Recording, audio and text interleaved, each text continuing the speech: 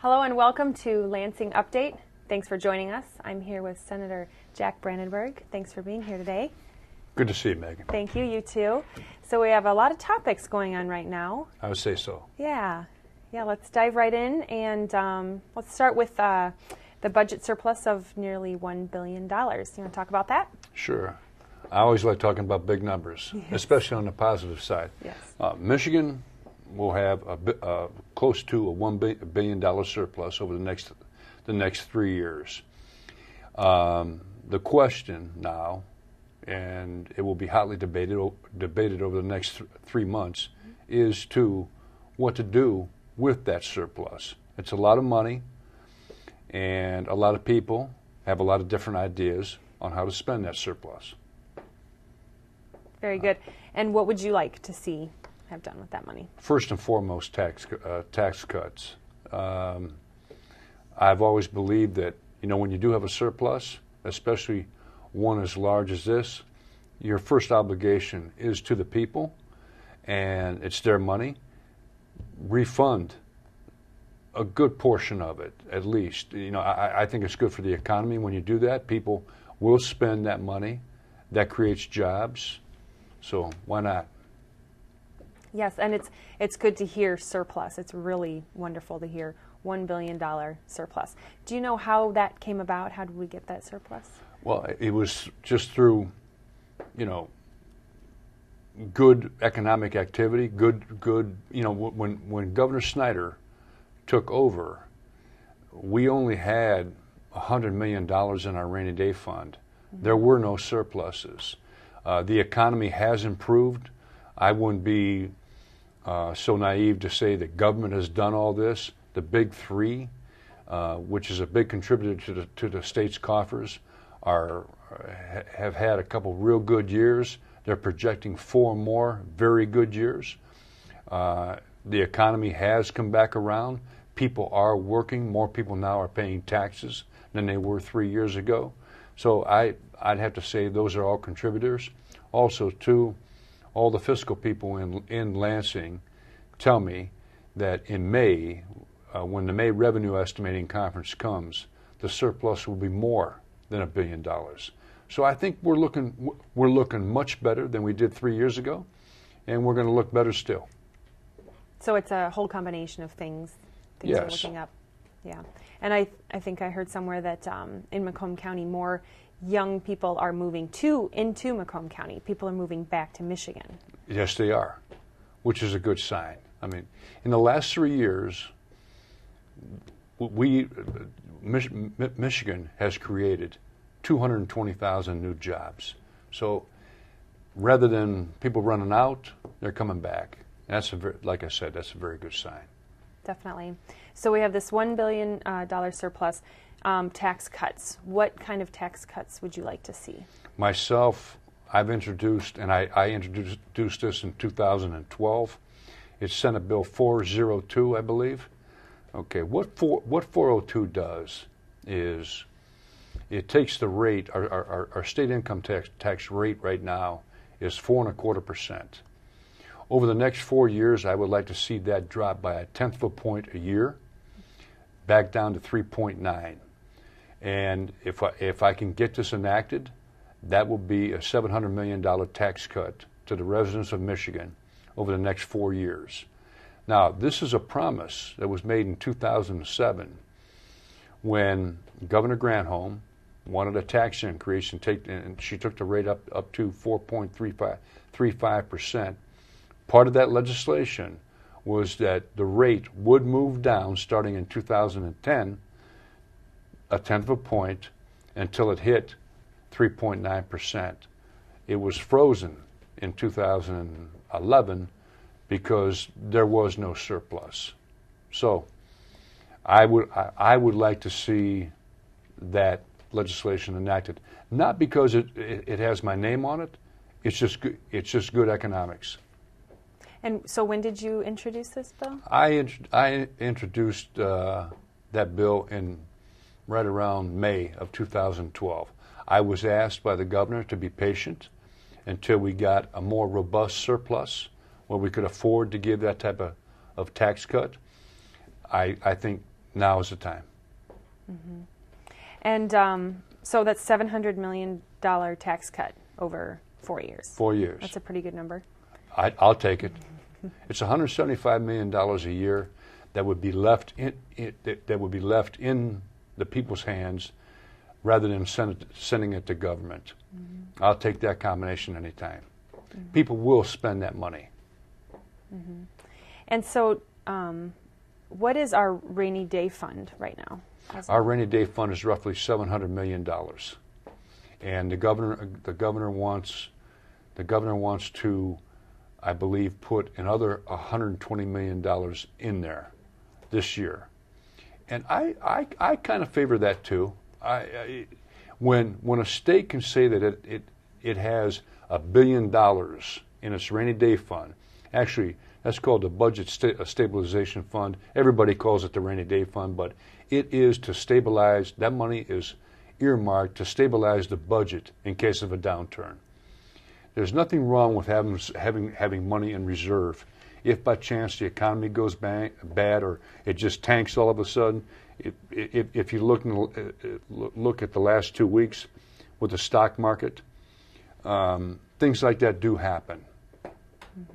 So it's good to have that money on hand. I say so. Yeah. And would that money ever go towards the improving our roads? Well, not technically. You could take the money that you were going to put into the rainy day fund and put it towards roads, but we would have to pay for the roads with what would be deemed as new money, or money that is in the general fund right now. Okay, I see. And with this wonderful winter weather we've been having, we've been getting dumped on with snow and potholes have been coming up. Do you think it's important to improve roads? I think it's very important to improve roads. The question is, how do we pay for them? This is a very complex problem in Michigan, because a lot of the roads around the metropolitan area are in bad shape. What kind of road do we put in? I would say if we're going to do this, let's do a once in a lifetime job where our roads are world class.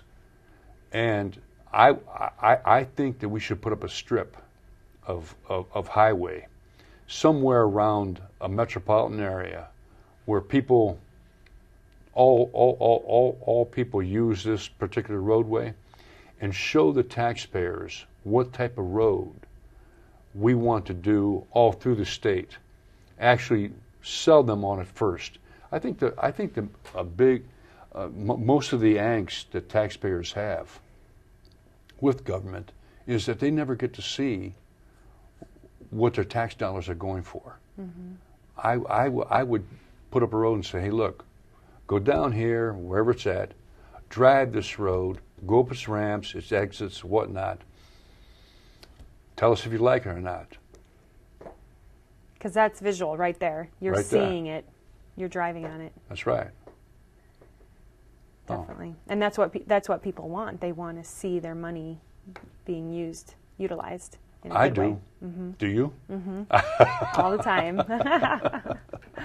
Yeah, because there's a lot of roads in Michigan, and we travel them, and we want to be safe. And you're right too. The weather, come springtime with the frost and whatnot, and it warming up, it's going to be chuck hole season. So. Yeah, and all of these things have to do with money and the $1 billion surplus. Anything else going on?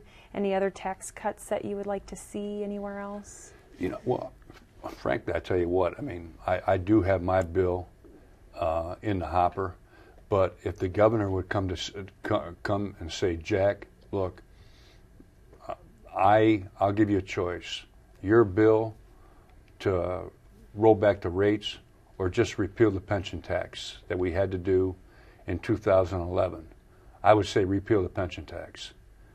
If I had one wish, I would do that. Tell me more about the repeal that. Repeal of the pension tax. Mm-hmm. The pension tax, which I'm very proud to say, I voted no on the pension tax, and so did a lot of other Republicans. The pension tax was part of the new corporate income tax. That the corporate income tax was very badly needed to replace the Michigan business tax. Well, for some reason, people who hadn't paid tax on their pensions were required to pay tax on their pensions to help with this plan.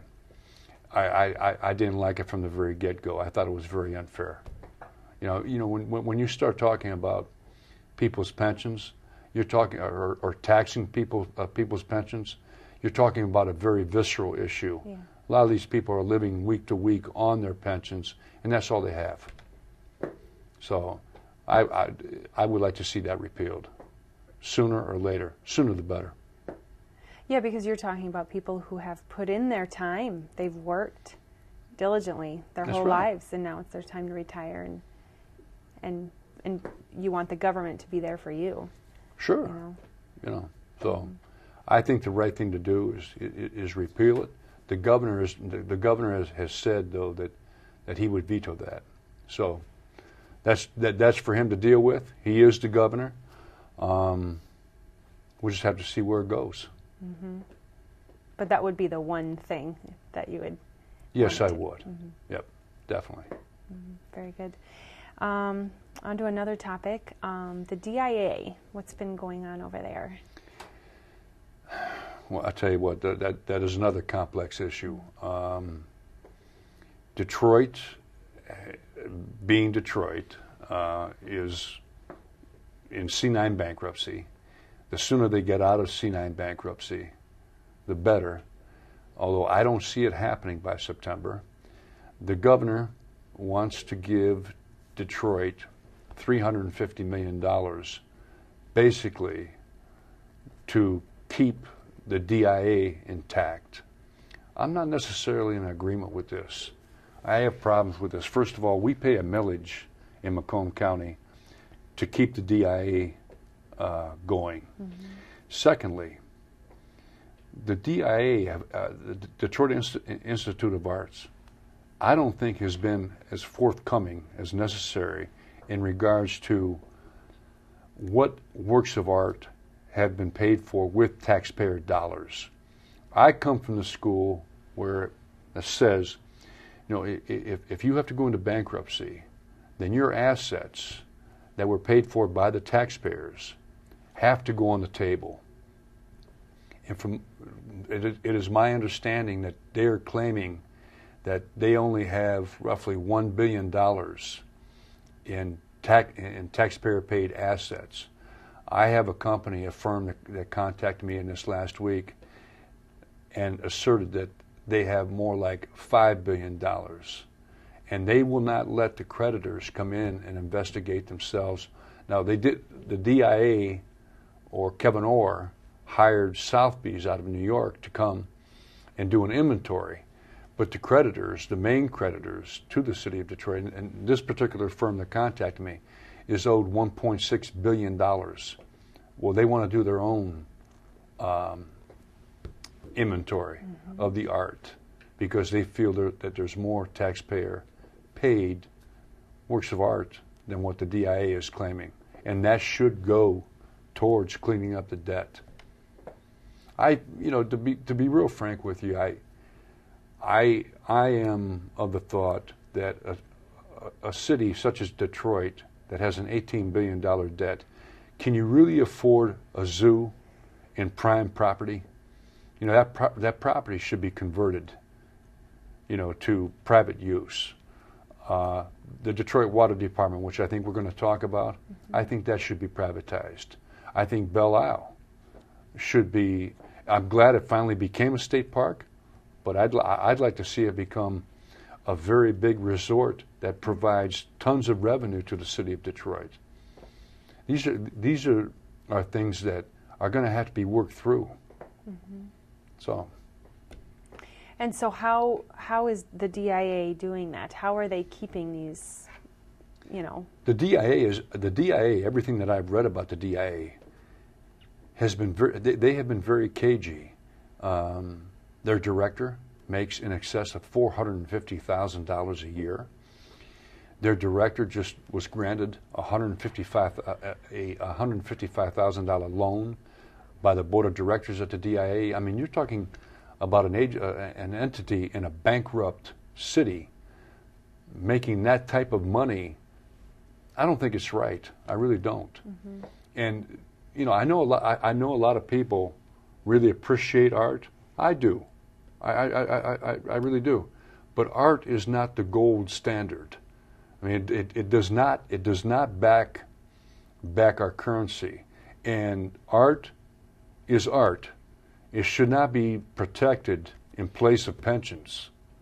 And that's basically what that $350 million is going for. So, how did the DIA become under the front line with this? Has this happened before, where a city was in debt and they needed to sell off things like that? Well, it's happened before, but what has been happening here is the DIA is a very strong organization. It's one of the most, well, I'd have to say it's probably in the top 10 art institutes in the country. They have a lot of political clout. However, this is C9 bankruptcy, and as I said on this show before, when you enter C9 bankruptcy, it's financial scorched earth. It's financial martial law. They owe $18 billion now. Keep in mind, too, I mean, they owe $18 billion to small companies. They owe, part of that money goes to pensions for, police and fire pensions, people who live out here in the suburbs. They owe a lot of people a lot of money. $18 billion is a big, big number. Our state's general fund is only in the neighborhood of $10 billion. That's our state's checkbook. Detroit itself owes almost double our general fund. So it gives you an idea of just how much they owe. Right. Yeah. And I think a lot more will be unfolding with the DIA story in the I future. think we'll be too. Yeah, we'll be talking about that a lot in the future. Another topic that you kind of touched on earlier, the Detroit Water and Sewer Department. You want to talk a little bit about that? Well, I will.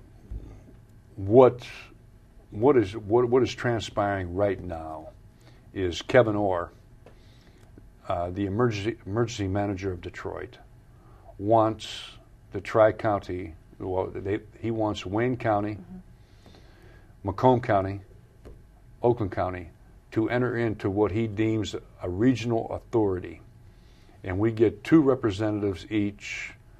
Detroit gets 2, which, Frank, I don't agree with that right off the bat. Detroit is not a county. I mean, yeah, Detroit is a city. Right. It is not a county. So why do they get as much representation as Macomb County? And then the governor would get 1 appointee. So it would be 9 people on this board, 4 from basically Wayne County. Wayne County gets 2 appointments, but 2 would come from Detroit. Kind of upsets the economy of scale there. But what Kevin Orr wants out of Macomb and Oakland and Wayne is for us to agree to pay the city of Detroit $46 million a year for 40 years. What he's looking to do is create a revenue stream from the counties to get Detroit out of bankruptcy.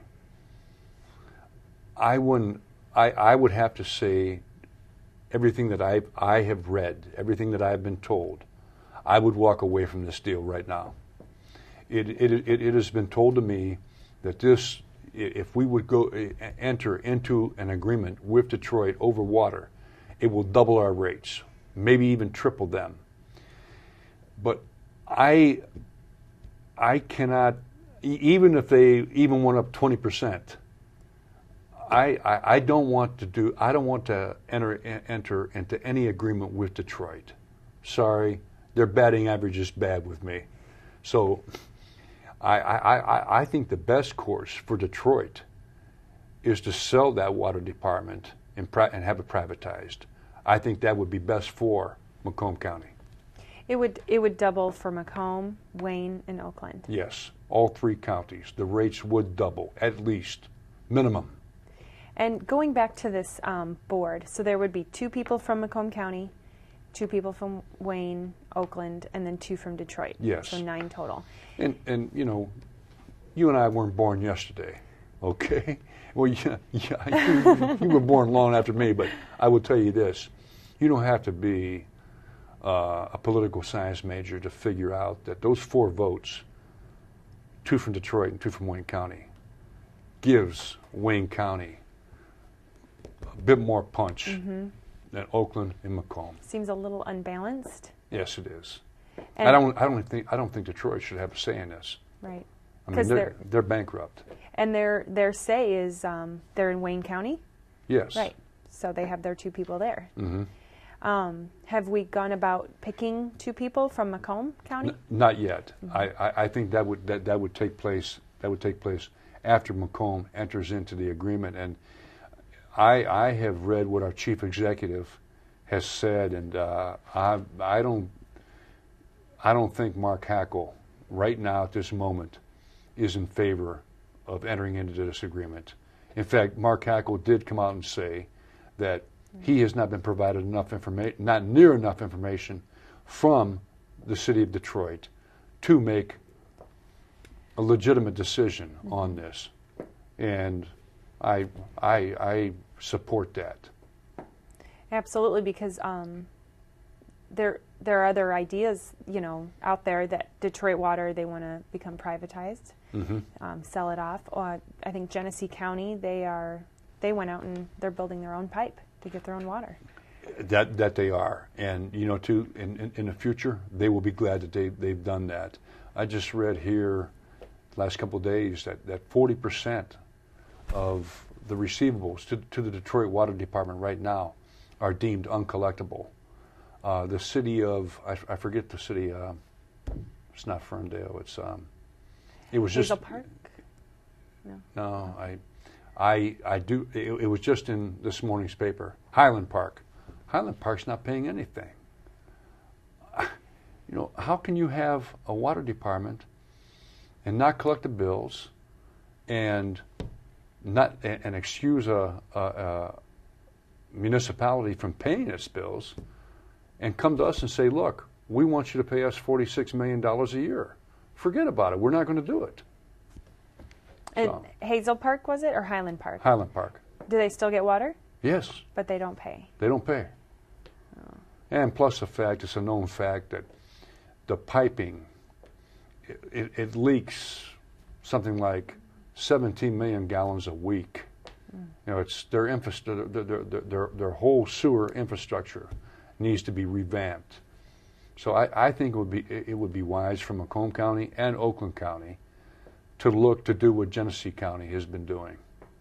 Build your own. That way you're in charge. What are some other possibilities? Well, I guess Mount Clemens did this as well. They found another outlet. Yes, they did. They did it on their own. Just buying it, privatizing it. Either Detroit, the Detroit Water Department should be sold and privatized to an entity that does this on a regular basis, or have Macomb and Oakland look at it in a very serious way and buy it themselves. I want us to be in charge of our own water, not Detroit or Wayne County. I don't trust it. I really don't. And it's been, the water department's been an ongoing battle for quite some time. A couple of decades at least. Yeah. So it's not a good situation down there. It really isn't. Right. You have a lot of corruption in that department. You have a lot of people that work there that just don't care. So it's time to move on. Right. And speaking of Detroit, Kevin Orr he's got a lot on his plate right now. How's everything going with him, do you think? I think overall, he's been doing a good job. He's under a timetable. He knows that the Detroit City Council, which I really have a problem with too, can relieve him come September 1st. So he has to take care of the pension problem, which is $3.5 billion of the $18 billion debt, and then he has another $14.5 billion that he has to get people to make concessions on, agree to. Some of that money is secured. It's a tough job. I think overall, I give him a good grade. He's trying. It's going to get it. Let me say this: it will get done one way or the other. It can be a good thing, and then it could turn into be a real ugly thing. They can choose to make it any way they want. And bankruptcy is supposed to be done by September? Well, Kevin Orr, the Detroit City Council, can relieve Kevin Orr of his duties come September 1st. Now, if they vote to do that, I think it would be a terrible sign. But you have two people running the Detroit City Council right now that I really don't think that much of. I don't think much of Brenda Jones. Mm-hmm. I mean, it's not personal, and I don't really think much of George Cushenberry. Mm-hmm. These are two people that, boy, I mean, they should be doing everything they can to help Detroit. It's almost like they're thumbing their noses at Orr and the suburbs and whatnot. Mm-hmm. So you have this situation, and as I said, it's going to get done one way or the other. Very true. And we'll probably be talking about it in the next couple shows. Okay. Well, I want to well, there's always something new going on down there. That's true. Yes. Oh, so. Always new hot topics to talk about. Yeah, well, I want to thank you for coming out here and talking about all these topics. My pleasure. Thanks. Good to see you. You too. Thanks. Thanks for watching Lansing Update.